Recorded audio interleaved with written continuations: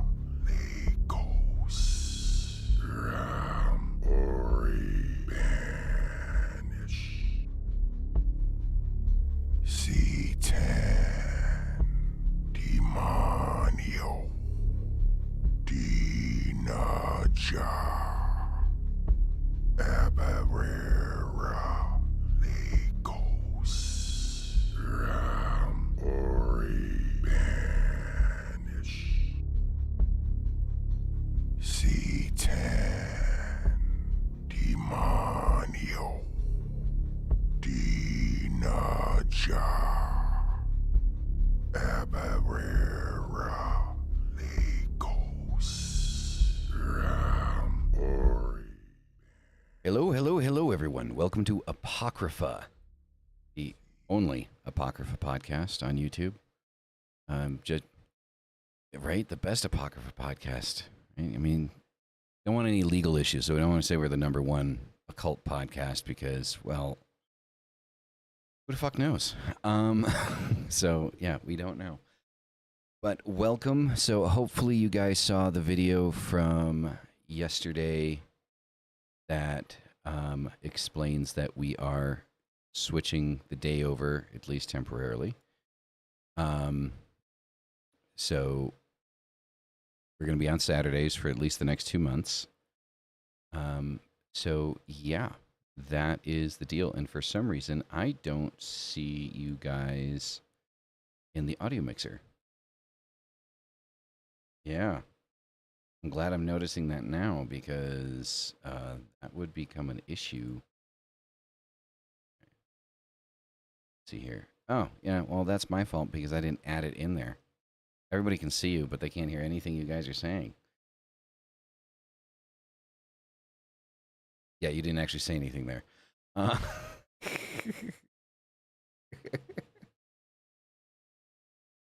There we go. Now they can hear you.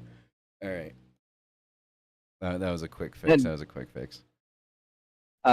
Yeah. Drunken Divinations is a really cool show. I've watched them quite a few times, so have fun with that, Seti. Drunken who? Drunken Divination, which me and Rook should have done because about 5 years ago we started Drunken Witch History and Tarot, and looks like somebody else came up with that idea too and is running with it, but they do a great job. It's phenomenal. Drunken Divinations, they post on Facebook a lot and do a podcast. Really cool. Most things are better drunk, like at least initially, and then it goes very quickly downhill. Yeah, I can't do Drunken Divinations because I don't drink anymore. Rarely, not that I'm sober or anything. You know. Right. It's no. rare. Well, I mean, yeah, it makes sense. I barely drink, so you know, I would say that all three of us at this very moment are sober. So, you know, it's life.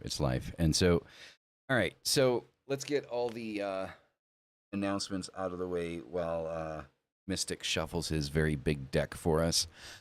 The little deck. Oh, okay. So, as everyone can see, Black Witch Dyra is joining us this evening. Because why the hell not, right? Add some extra dynamic to the show, and everybody loves having her around, so, you know, might as well. She was free, and so she offered some of her very precious time to us to be here. There is a vlog that is going to be starting on the 21st, at least on my end of things. This is going to be kind of like a bounce back and forth almost kind of thing between Dyra and myself, kind of showing kind of like the day-to-day going-ons of being an occultist, some of the behind-the-scenes stuff of setting up WitchSkills, which is another thing. If you guys are interested in WitchSkills, you can email Mystic, Dyra, or myself, or just witchskillsinfo@gmail.com, and get in that way. We're going to be doing a soft launch pretty soon, hopefully. Even though I'm moving on the 20th, that'll still stick. We'll see what happens. But the plan is the end of this month to get the soft launch going. So there's that. Oh, and the podcast that's going to be starting. Dyra and I are starting a podcast. Which is going to start end of October, beginning of November, somewhere around there. That's going to be an interesting show. So keep an eye out for that one. Do you guys, maybe you said it and I just missed it because I was shuffling, but do you guys know when it's going to be each week in time? Or did I miss it? We have no idea. Okay. Because I want to make sure to mark it. If it's on an evening when I'm somewhere, I want to obviously watch. So there's a lot of build-up. You can need a time in a day. Yeah, I mean, there's a lot of buildup happening, because there's something happening in like the last 2 weeks of October and the beginning of November, and so we kind of publicly released and we just kind of publicly came out on an episode of Satan and Coffee that, you know, we're a couple, but there's other aspects that, you know, trying to keep under wraps, keep, you know, some anticipation. For our show and the point of the vlog, right? So one aspect of the vlog is to show kind of like, you know, behind the scenes of setting up WitchSkills, building an occult business from the ground up, day-to-day, you know, magical activities, you know, or lack thereof, you know, what it is to just be an occultist day-to-day.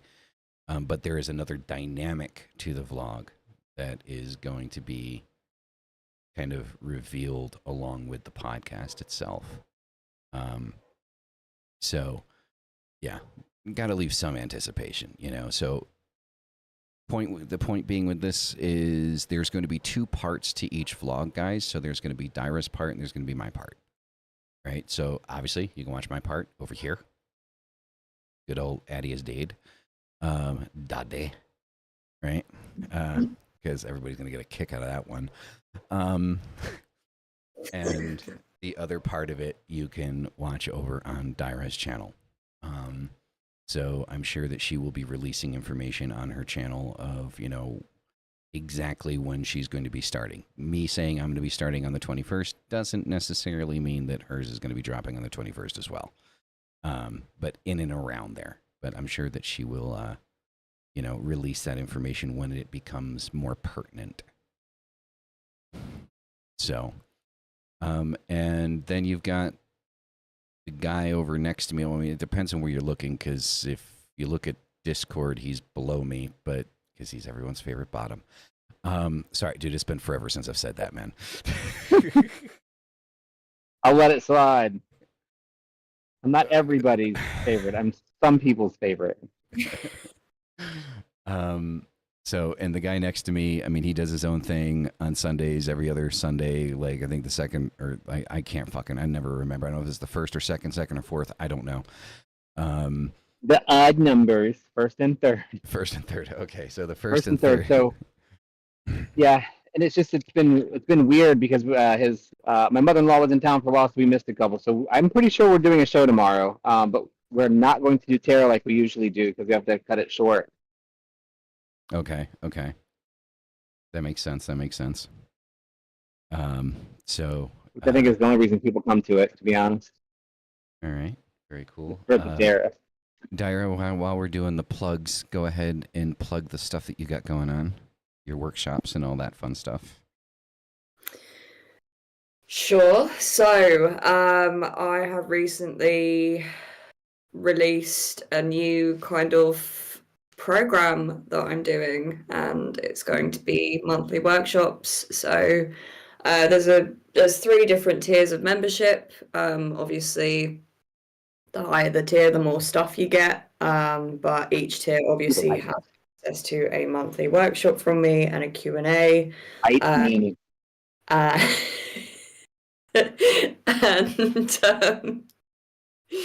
further on into, I think it's the second tier, it gets a little bit more hands-on. So there's actual like tests, quizzes, and feedback, and marks and grades and things like that. And then you also get discounts off of my other material as well. And in the highest tier, you also get a one-on-one with me every month to go more in depth with your occult learning. So I've recently announced that, so go check it out if it's of interest. Awesome. And SETI, that actually does sound like a really cool podcast name. Everyone Loves Daira. It also kind of sounds like an 11 o'clock HBO special. So, yeah.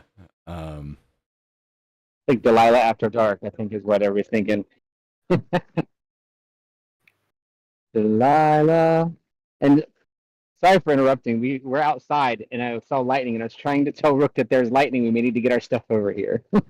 It's all good. It's all good. Benjamin, I can't say that I do know your kids. I have no idea who your kids are.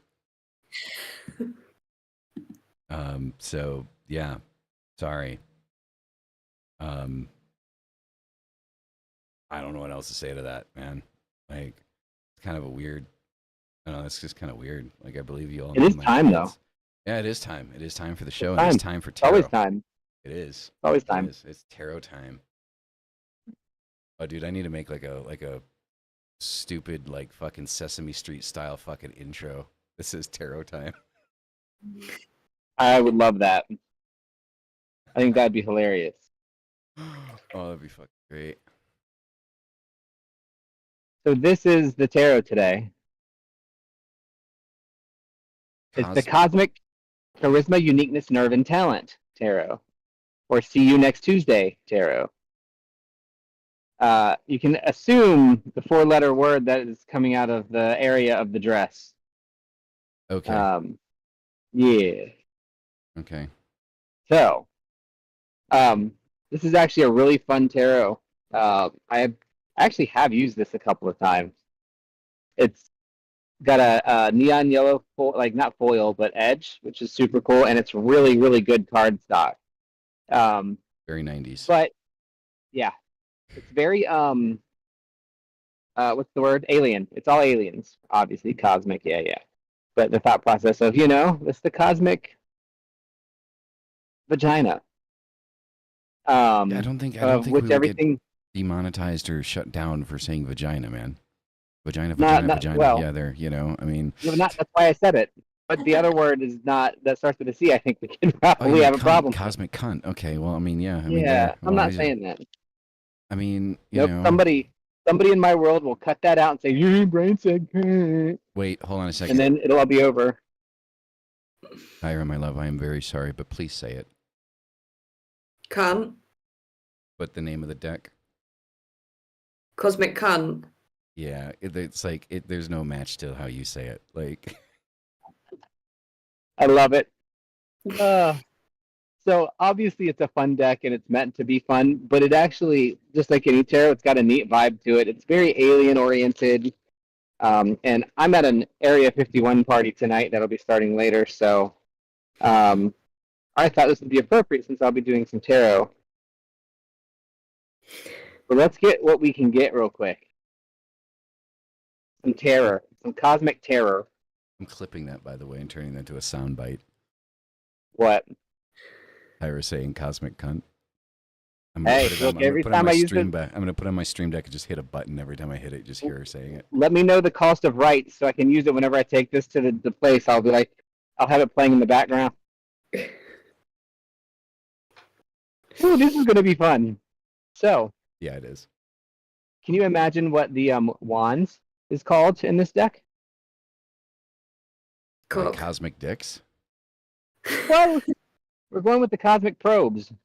So our first card is the 9 of probes. I love this deck. It's so much fun. So, it's hard to do with a straight face. So we're going to say the 9 of wands because traditionally that's going to be what we're really reading into, right? So our 9 of probes, or 9 of wands in this case, in all truth, just not being funny, it's hard to keep a straight face. It's this initiation, or this initial reminder that we don't have to go outside to get the things that we need for creativity. We can do everything that we need by ourselves. We can use tools. We can have different things around us, but we can make our creativity and make our things go without anybody else. We don't need somebody else to make it work, to make our end goal of what we're trying to do, our passions. We don't need somebody else to do it for us. So yeah, all you need is a very sturdy, ribbed probe. Not you need 9 of them, at least Okay. 9. 9 ribbed probes. And at once, not all sturdy either. Not all ribbed. Some are bejeweled, some are bedazzled, some are pointed, some are soft, some are you mix it up. But if you think of it in terms of wands, probes, whichever, you're really talking about this whole I've got the energy going of what I need. Everything is all together. I've got everything I need to make this project work, or this passion thing I'm working on go forward. I don't need somebody else to say that's good or it's not good, or you have to have this other thing to do it. No, you don't. I can do it all by myself with my probes. I don't need you. I got all I need. So that's the energy that we're working through right now. Okay. Thank God this is not a probe. The next one is, though, so we'll see in a minute. So we have the discs. So this is our Earth, right? So 7 of discs. This is a pretty basic one. This is this kind of middle to end theory of, or feeling of, I'm working through this thing. I'm putting down this energy. I'm working. We already talked about the probes. We can do it by ourselves. It's creative passion work. This is that I've been doing it. Oh God, that's a lot of lightning. We've been doing it. It's been working. I still have a lot of work to do, a lot of things that I'm going to have to work through, and really go through this whole thing that can help. Sorry, someone was talking at the same time. So really get through this whole process of what we're doing, to think about how we're processing it and how we're working and what we're going to do. So it'd be a minute. Sorry, someone was talking to me at the same time. I apologize, guys. Back to 7 of discs. So yes, work through. This is like the middle end of this process. We've done all the hard work. We've done a lot of energy. We've done a lot of things on it. But as you can see in her hand is a wrench. She's actually got to make some tweaks, make some adjustments to get to the next piece of it, to the next level. So we started with our 9 of probes. We're going to do this by ourselves. We don't need anybody else. We could maybe perhaps have some tools, and that would work. But make the probes we're going to do it ourselves. Faster. This is a Rosie the Riveter card, right? I'm working through a process. I'm doing everything I got to do, and it's going to work for me. And then our final card, which is the Ace of Probes. So what does the Ace of Probes mean? It's like the ultimate one. It represents everything, and it will be amazing to get through everything that we need to do to work, right? So if you're working on a project, I don't want to call it a passion project, because that's just too easy, and you're getting all these things done, you don't need help with it. You don't need anybody else to do it. You need to believe in yourself and make sure that it works, and that you can do it and process and go through the things without thinking you're not good enough, or you need somebody else, or you need these other things. You can use tools. Always can use tools that you like, that you choose, any probe you want. So sorry about the little interjection there. I have to move a little bit because it's raining really hard and we're outside. So you're going to see a little jiggly. Okay. So, Mystic, I have to ask, how much kava have you drank before jumping on the show? None. It's just while we were talking, it's getting ready to rain, and there's a lady out here that's cooking, and she needs to get underneath. So I kept getting interrupted. Ah, okay. Okay. That's all that was. All right, that makes sense. Because I mean, Yeah. you ripped that out like fast, man. Like I was like, breathe, Mystic, breathe. Oh, well, that is part of the kava too. I did have one of our double shots. So Oh well, see, there you go. okay. But yeah, it's You had to move to sit right back down where you were to begin with. we're down about 10 feet. Oh, okay. All right. Yeah, there's the place that we're at. There's this girl that does crepes. They're amazing. They're really good, but she's plugged in, and we don't want her out in the rain. Yeah, no, that probably wouldn't be good. Well, Especially since she's our dinner ticket. I mean, like always, I mean, your readings, at least for me, always definitely line up with the energy that I've got floating around my head. So, and especially talking about projects and, things of that nature. And I don't necessarily look at it in terms of project, but I do look at it in terms of upcoming events, right? Yeah, I use project a lot, and some people really don't like that because it is a bit of a cop out in some reads. But when you're reading for like general energy like we do, and not for a specific person or a specific thing, then a project can be as big or as small as you want. It's meant to mean a system of something that you're working on, whether it's, well, in this case, we started with probes. We had 2 probes on the outside and a disc in the inside. So we have a little 2M1F action, and that's a little bit of extra energy there that you have to work through. There's lots of things you can take from that, and since it's for a large group, it's whatever it means to you. Make sure your batteries are fresh and new. Yeah. B.O.B. Bob's got to have new batteries. Oh my. Did I ever tell y'all the story of my mother-in-law? I'm going to tell it. Okay. It's really quick. Okay. So my mother-in-law is awesome. Rook's mother. She comes down and visits us a lot. I went on my first cruise with them, and we shared a cabin. Me and Rook, Brad, everybody knows her name. We don't hold it, but we're going to sleep, and we're sharing a bed in the cabin. And so his mom has the little extra bed that's in the cabin also, right? Mm-hmm. And so we're going to bed, and I don't remember all the details because I was probably really drunk. And we're laying down, and we have the window cracked, or the door cracked, so you can hear the ocean because we're like on the 10th floor cabin above the deck, so we can hear the ocean. We're on one of the water days, the ocean days, sea days, whatever they call them. And all of a sudden we hear, and his mom is turning the automatic toothbrush on and off, calling it her battery-operated boyfriend. It's so funny. That's my mother-in-law. I definitely thought we were going to go a lot more American Pie with that, but I'm telling you, it was so funny. That is wonderful. But anyway, probes and discs. All right, so the last show that we had, guys, correct me if I'm wrong, anybody in the chat that remembers better than Mystic and myself, we began a discussion talking about rituals, ceremonies, and kind of like the differences of those between like LHP and other religious practices, right? Such as, Catholicism or Judaism, or things of that nature, right? And a lot of you put in the chat that you wanted a part 2. So the only issue with a part 2 is you need to remember part 1 to successfully be able to build a part 2. Neither Mystic or myself really remember part 1. We do remember a conversation that we had saying that we were going to dive into it a little bit more into detail, right? But Yeah. Mystic. What the hell do you remember? I remember having quite a bit of conversation, some bits and pieces about when we were talking about the like pomp and circumstance and why how it can be good and it can also be, I don't want to say not good, but less helpful and or I guess necessary and not necessary.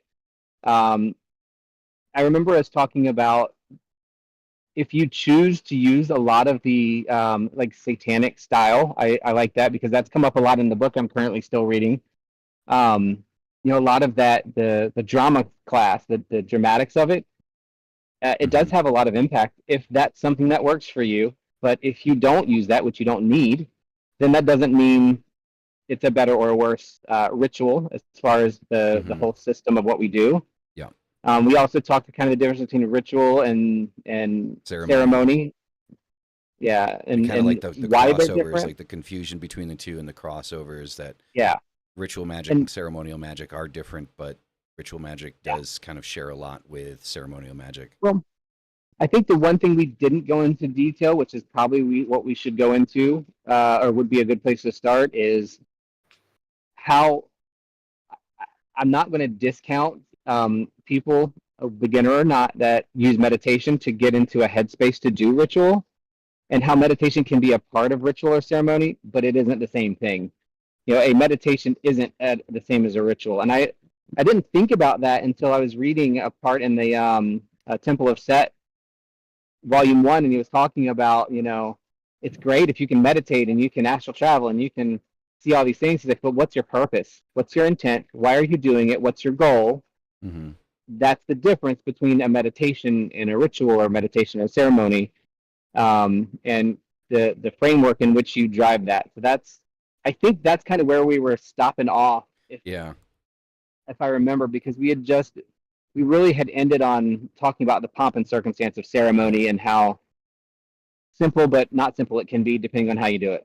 And we mentioned the lesser banishing ritual, the pentagram, but we didn't go into any detail with it. Okay, so to start out, so now that we have like a basis of what part 1 was, Tyra, I'm going to call on you here. So provide us with your perspective on the difference between ritual magic and ceremonial magic and the crossover points that you think exist. For me, I find ritual to be more fluid than ceremonial magic. Any ceremonial magic I have done has been in a large group, and there's a set out structure to how it goes. And they're also like, for me, ceremonial magic, like there doesn't seem to be that. It's not that there's not a goal. It's like the goals aren't the same as in like ritual magic. That's what I find, and I find in ceremonial magic it's very much more based on like the psychodrama of things. At least in my experience, anyway.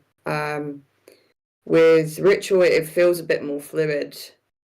Like I've done rituals, obviously for the most part alone, but also group as well. But you know, we might have a rough idea of like what's going to happen, how it's going to be conducted, but there's a lot more room for like flexibility.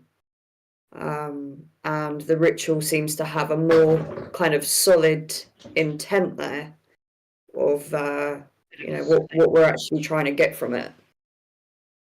Okay, and do you think that there's, so I mentioned that I think that there is crossover, like there are ceremonial elements in ritual. Yeah. Okay. And what would you kind of like label as kind of like ceremonial elements inside of ritual? I don't know, like certain invocations. Sometimes, if you're into ritual garments, then you know That's another thing.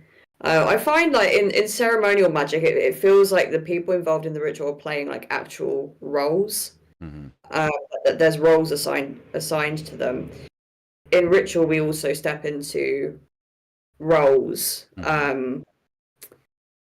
I talk about a lot about like the role of the magician and the role of the creator.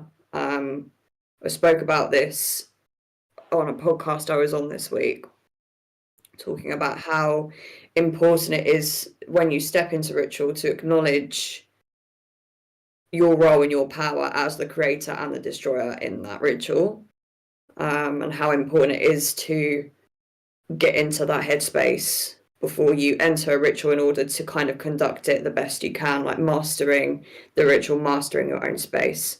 But that's quite I don't know, like a singular role, Mm-hmm. whereas in ceremonial magic, especially rituals I've attended, which are based on Thelema and Crowley's work, you've got specific roles that I've actually. I remember I attended one, and the guy beforehand was explaining it to kind of the newbies that had never attended like a Gnostic mass before, and he spoke about the children, which are roles that are played in this particular ritual, and then he went, "Don't worry, they're not actual children." That had to be specified. Sorry, I've gone on a complete fucking tangent with that, and I don't remember what my point was going to be, but there we are. That's perfectly fine. I mean, it's Apocrypha. It wouldn't be Apocrypha if we didn't go on tangents. Exactly. Right. That's where all the learning happens, I think. I agree. So there is something I want to touch base on, though. So there's something Maeve said. So for those that don't know, Maeve is a good friend. It says, ritual that symbolizes your intentions shall reinforce and strengthen your will. Performance without meaning will not yield results. So I do agree with that statement. But I do have to say, in all fairness, there have been many times that I have felt that I needed to do a ritual, had no fucking idea what I was doing the ritual for, but just felt like I needed to do one. And I light the candles, I light the incense, I throw the music on, I drop to my knees in front of the altar, and I kind of let the intention build during the ritual in those cases.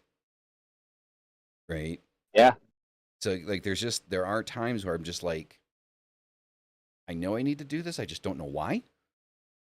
And while I'm doing it, the intention begins to create itself. So I don't want people. Now, some people might disagree and say that that's the wrong way to go about things, and you shouldn't do it that way because it's too loose, it's too whatever. I mean, it's worked for me just fine, right? Like 5 minutes into the damn thing, like I've got a pretty solid idea of like what it is that I'm trying to get out of it. But I don't want people to think that just because, like, if you feel like you need to do a ritual and you don't know what you need to do a ritual about, doesn't mean you shouldn't do the ritual. Agree. 100%. So I just kind of wanted to throw that out there. Yeah, I think that's a really important point because usually, and again, this is my obviously I don't keep saying it's your opinions, but in the same kind of vein, there's a lot of times where I just know something needs to be done and I don't know what it is yet, and part of my ritual is to figure out what that is.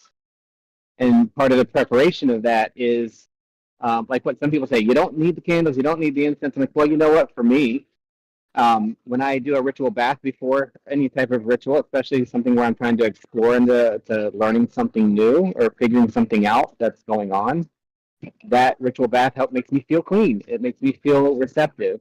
That Palo Santo makes me feel receptive. It makes my space feel open. Whatever you use, I use King a lot, and it clears the room. It clears Brad out of the room. So I get all the energy clear, right? And that's part of that, like, exploratory, getting things together to get to that point. And I think that's really important. And then, I mean, we talked about it last time. Look at Behemoth-X. A lot of people will say, it's like, oh, that's too much. You don't need all that. It's like, I'm sorry, but if I was at a ritual with that kind of imagery and that kind of thing going on, I can guarantee you I'm feeling something. Yeah. Like that puts you in a place. Like it puts you in a whole nother world, a whole nother thing. It's so different. It's definitely one of those So things. It's like, yeah, no, you don't need it, but it definitely fucking helps. Yeah, I'm gonna go all kind of Goetia nerd for a minute. Go for it. Oh my god, that's such a good fucking good name for a YouTube channel, Goetia nerd. I like it. You better trademark it quick. Yeah, no, I need to do that. Yeah, so I'm gonna go Goetia nerd for a minute.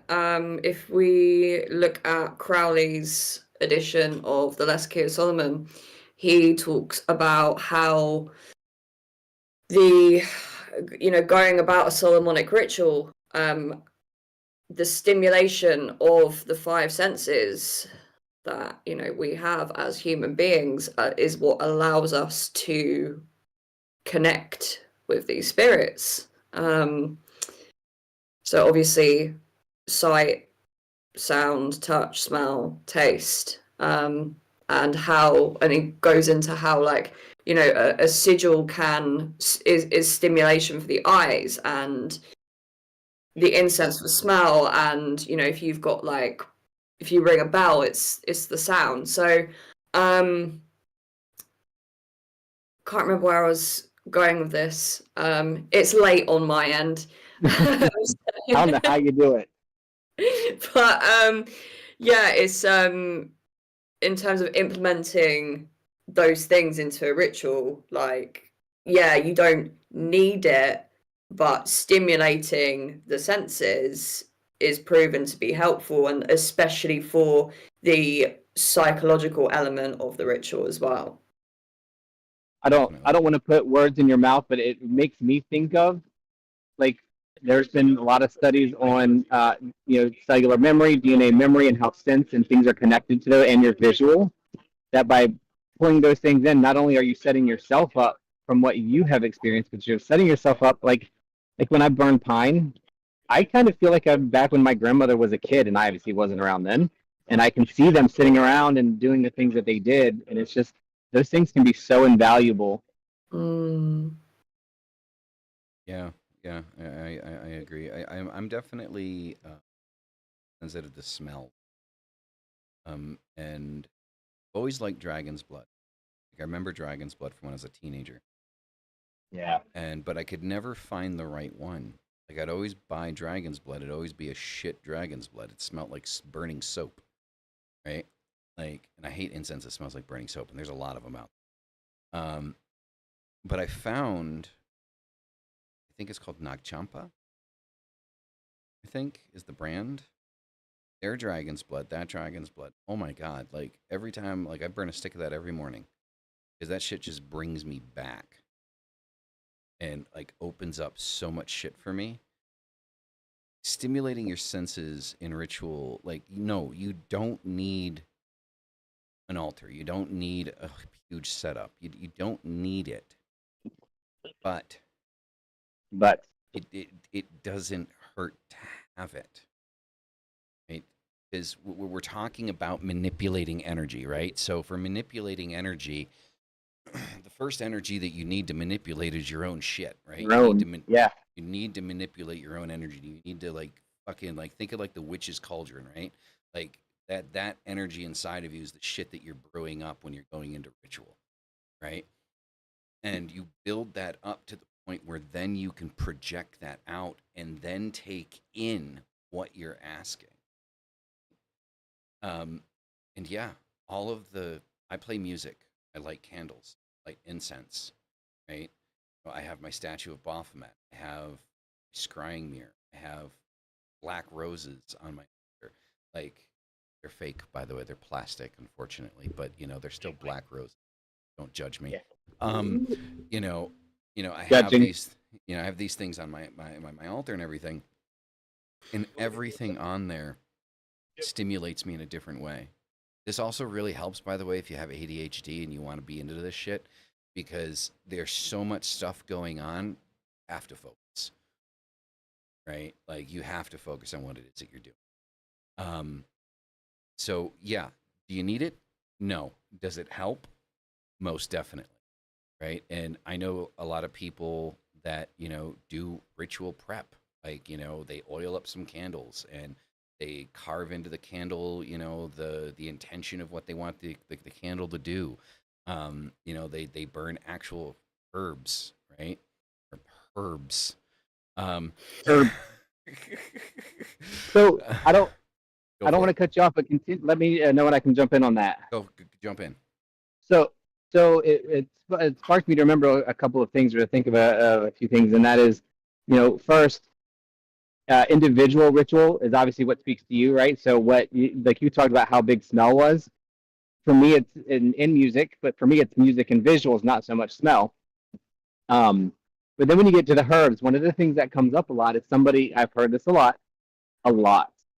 Oh, well, that's the wrong herb to be herb. Now I'm saying herb. It's the wrong herb to burn or to use for this specific thing. You can't use that, or you shouldn't use that, or you're supposed to use this. I'm like, there's maybe some truth in the repetition of things, that have traditionally worked. But you still have to find, I think, what works for you and what is beneficial for the thing that you're doing. And that sometimes takes trial and error, not just going off of what somebody said in a book or read somewhere. It's part of that whole. Yes, if something has been done a lot and it's been effective for others, it often will be effective for you too because it's been done. I do believe that tradition builds over years. And if we can mimic some of the traditions in the past, that helps us kind of connect those things. Mm-hmm. I don't say that that's like a law, but I do feel like that is helpful a lot with tradition. That's a different stance than I took when we had this discussion about 3 years ago. Right. I was very anti-tradition. I'm like, yeah, I don't need tradition. I'm like, it does have a benefit, especially when you are in a ritual with more than one person. And that is where those things can really help connect you guys, everybody who's involved on the same plane. That's the music that is the same that 5 people are hearing and interpreting, the smell, the sound, the visual. And that part of the ritual is humongous. I went off on a way tangent on that too because the point was about herbs, but and by the way, so apparently, everyone, including myself, fellow Americans, we've been pronouncing it wrong the entire time. So apparently the H isn't silent. It's not herb. It's herb. Not like Herbert. Please can you say Herbert? I just said it. No, say Herbert. Herbert. I just said it. That's the second time now. Oh my god, so funny. Herbert. I guess that's not how you say that one. I don't know. But So funny when you say it. Well, I'm glad it's entertaining. So there's a whole YouTube show about why do the Brits pronounce the H in herb. there is. It's because Americans are lazy. Let's be honest. Well, we're not pronouncing anything extra. No, we're not. We truncate everything. How much time are you saving by not pronouncing the H? I'm telling you, it must be a lot. Look, it's only like a millisecond. If you take into consideration every corner we cut, right? We're probably saving like a full minute or two with everything we say. We don't say herbivore, do we? I say herbivore. Herbivore. So some people say herbivores. Some people say herbivore. I've heard it pronounced both ways. I was unaware that I was pronouncing herb incorrectly by saying herb. So until Tyra started laughing at me for saying herb, and she's like, "No, it's herb." I was like, "Oh, okay." No, you weren't like, "Oh, okay." You were like, "No, the H is silent." In American English, it is.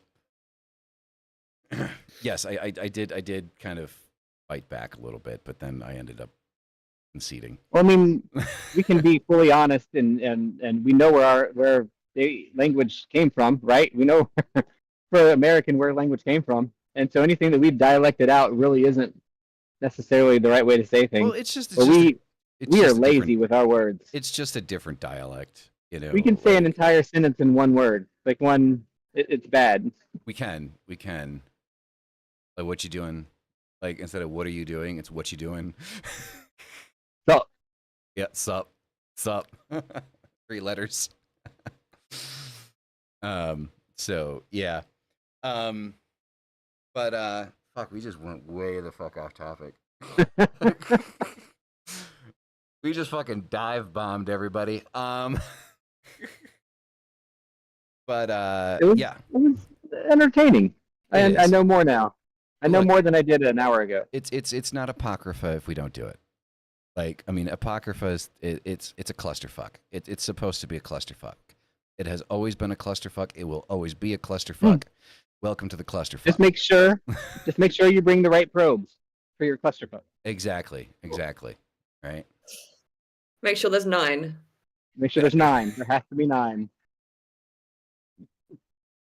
I don't know how I feel about that. I'm gonna leave it alone. I'm gonna leave that alone completely. We're gonna take that. We're gonna set that over there, and we're keep going this way. I am fine with 9 probes. I don't know what your problem is.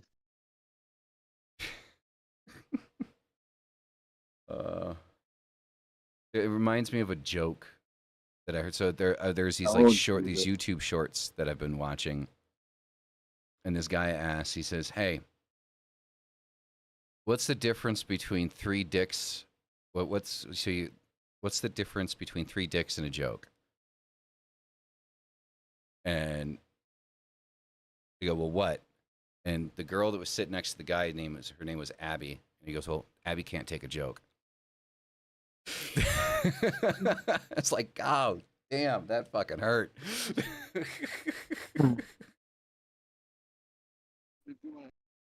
Burn. Oh. So, yeah. If you have any doubt about the clusterfuck that is Apocrypha, that just settled it.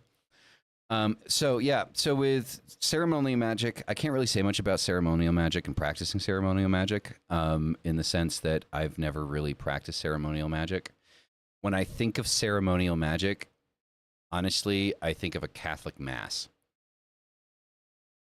Like, just straight up. Like, when I think of ceremonial magic, that's the first image that pops in my head, is a Catholic mass, because that's exactly what that is. Like, I mean, a bunch of people standing in a room saying a bunch of prayers. Then the priest says a prayer, which will change prayer to spell, right? So the priest and, the people in the church all saying a spell at the same time. And then miraculously, this little fucking biscuit turns into the body of Christ.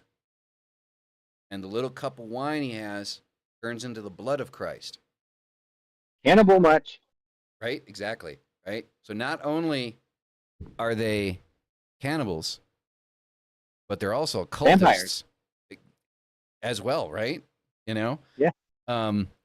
So, and then they give you like those little fucking miniature like medicine cups of wine, and then like the priest drinks the whole fucking cup. It's like, you greedy bastard.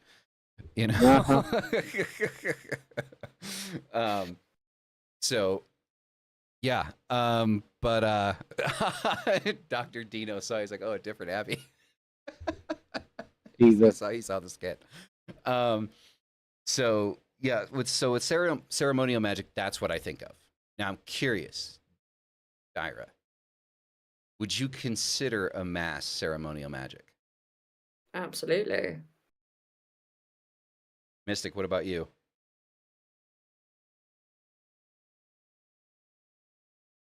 Mystic, he's gone. Sorry, there's a lot of noise all of a You sudden. need like the loading symbol in front of his face.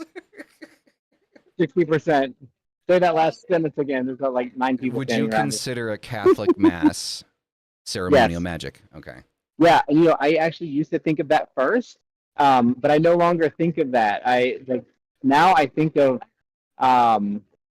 LeVay with his horse head and the horse thing that he's running around in. That's in one of the videos that he shared doing one of his ceremonies. Like, that's what I think about now, and I'm like, look, if that gets you there, more power to you. I think, But yes.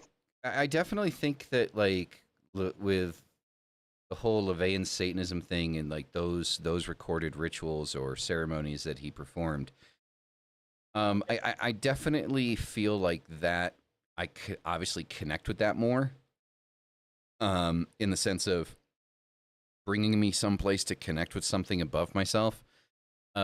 Religious aerobics really don't do anything for me. So, and if you guys are wondering what religious aerobics are, the Catholic Church, Mm-hmm. it's, you know, stand, sit, kneel, stand, sit, kneel, stand, sit, kneel, pray. It's religious aerobics. That's all it fucking is, Deo right? gracias. um, so so yeah, that's religious aerobics. That doesn't do anything for me. Like that just makes me tired and bored and want to leave. It doesn't bring me any closer to anything, right? And by the time, like, and that's why they give you a biscuit, by the way, because by the time you're done standing, sitting, and kneeling, You're right, hungry. you're fucking hungry, right? You know, you're like, give me that biscuit, man. Uh, Yeah, that's you how they know, used to detect diabetics in church. They got sweaty.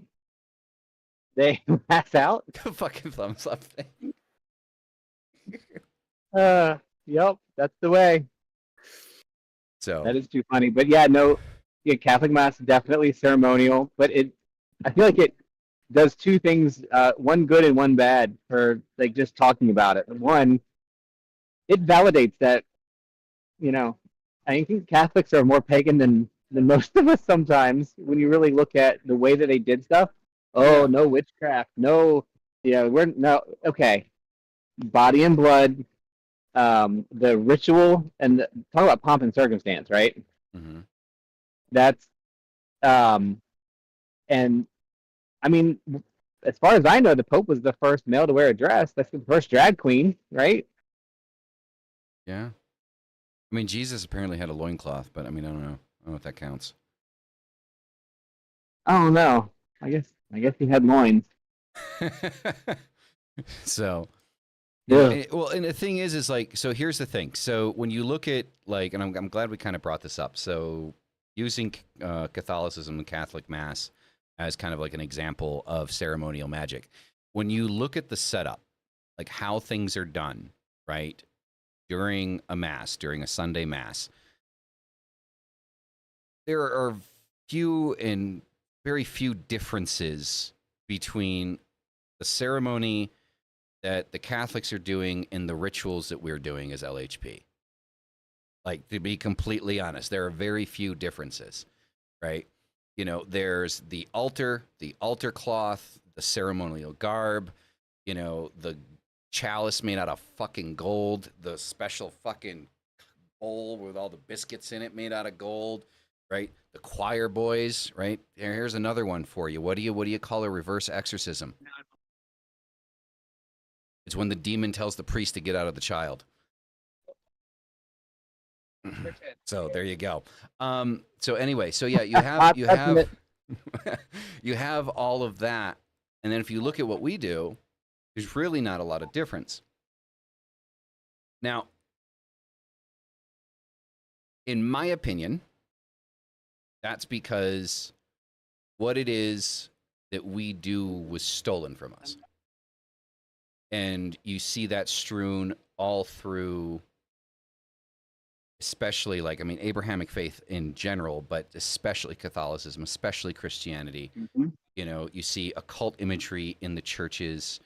The entire setup was completely taken, you know, from classic, you know, occult ritual practices, and all of that was implemented. I mean, simply in the fucking holidays, for fuck's sake. You know, Christmas and Easter and all of that shit. I mean, there's not a single holiday that Christians and Catholics celebrate that wasn't originally pagan.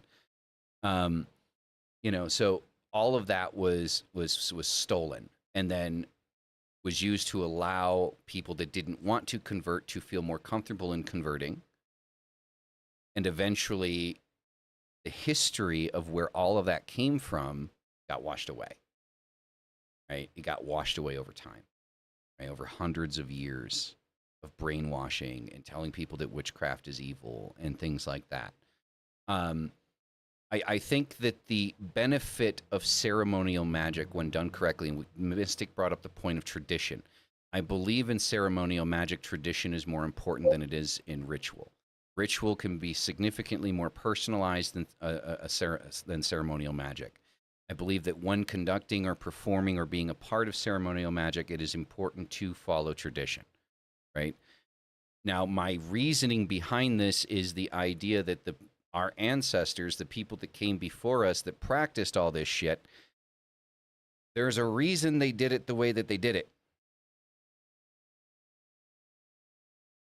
Go ahead, Mystic. I see the look in your face.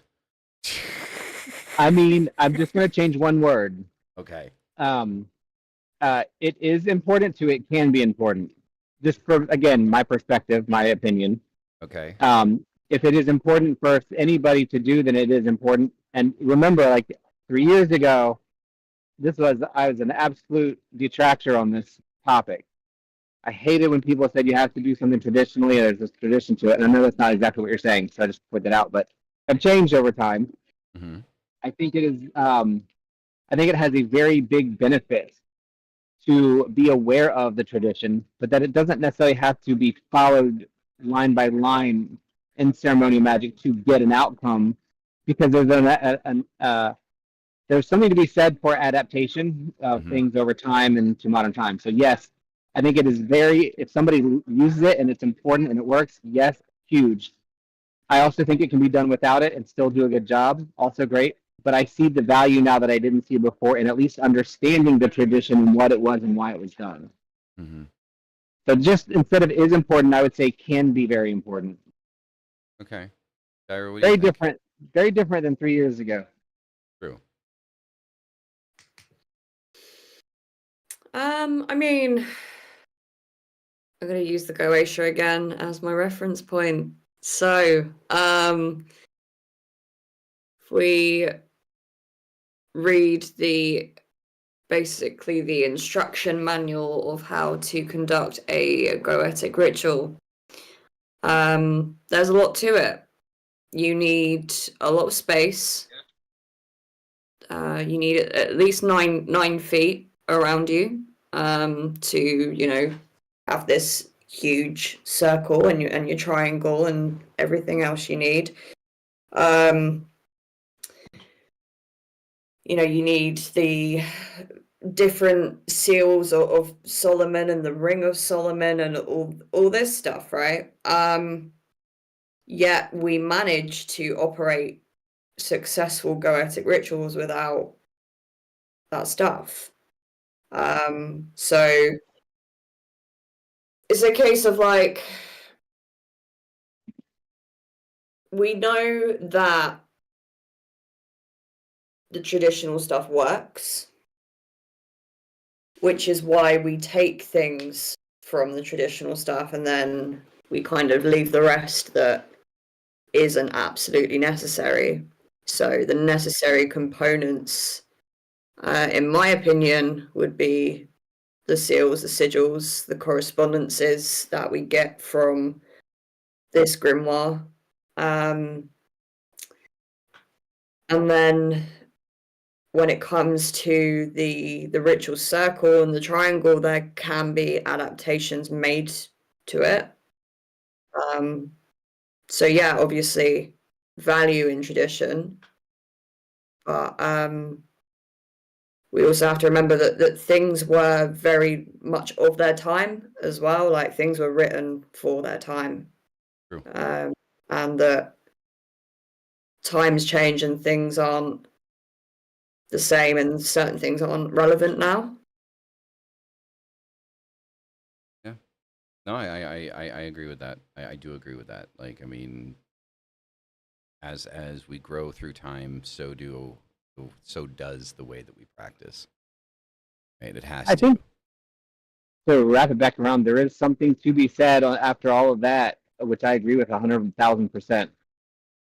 There is something about when you do feel like you have connected to a ritual that is close to its original intent and purpose. You do get a feel out of that, right? Like it feels different when you can have that connection at that level. Just from tradition, but I like that thought of it is created and it's in and for a time and it was effective then and we can learn from it, but we might need to adapt it to get. I think probably needing to adapt it to get it to work even now because things are different. People are different. Yeah, definitely. I like it. I like it. All right. So, with all of that being said, Mystic has said that he wants to keep it close to an hour, and it is almost 2 o'clock in the morning for Dyer over Hey, y'all can keep going. there. So we're gonna call it. We're gonna call it there. No, I've also asked her to be on Satan and Coffee again tomorrow. So, you know, I don't Gotta want sleep at some point. to. And she's also got another podcast that she's doing almost directly after that. So I don't want to run her into the ground. That's just not fair. So, thank you everyone for coming out and being here. You guys are fucking amazing. You are the reason we do this. And as fucking always, hail thy fucking self. See you in the next one. Get the fuck out, everybody. Peace.